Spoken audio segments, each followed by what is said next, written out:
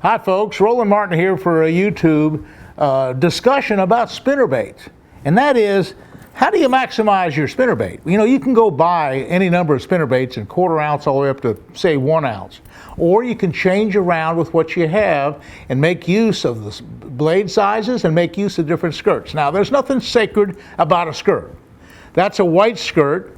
What's wrong with putting a chartreuse and white skirt? Probably my favorite color of all times is the old standard chartreuse and white skirt, and for 40 years it's been probably my top producer. A white head, a chartreuse head. Now let's talk about the blade. That's the main thing about spinnerbaits, is what does the blade do? Well, in the case of, say, Lake Okeechobee, there's big bait in the lake. Big bluegills, big shiners, big shad. But in the case of, say, a Middle Tennessee lake, it's maybe smaller shad.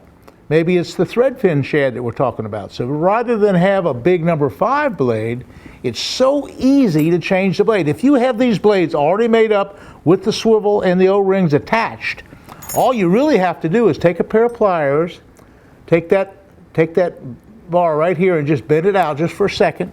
You take that blade off, boom, it just comes off just in a second. Right there. Right there, comes off.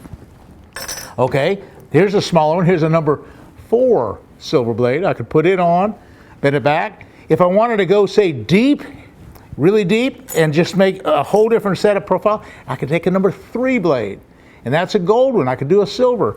Now, what about the different colors blades? Well, the rule of thumb is basically, if the water's real dingy and real muddy, I like copper. In Florida, where there's a lot of shiners and maybe a little bit of a tannic acid, I like a gold blade. In a Middle Tennessee lake, where you say have a lot of threadfin shad, okay, I might want a silver blade. And I like that number 3.5 to 4 size for the mid part of the country where you have the threadfin shad. So it's so easy to put that blade on that shaft, just take your pliers and just bend the thing just for a second, and boom, it is fixed and ready to go, won't come off, and you have a brand new spinnerbait. So have plenty of spinner blades all hooked up. I have them all the way from a number 6 blade. Look at some of these things I have here. I have great big blades, monster blades. I have 6s and 7s that I'll use on occasion just to try for, say, big fish. I have plenty of number 5 blades, like the Roland Martin Big Bass spinnerbait that I come out with.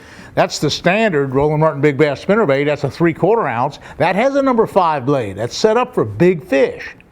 But you can, again, change those blades to all different sizes. You can change the skirt to all different sizes. So instead of buying 100 spinnerbaits, you buy 10 spinnerbaits, plenty of blades, plenty of skirts, and you can do the job.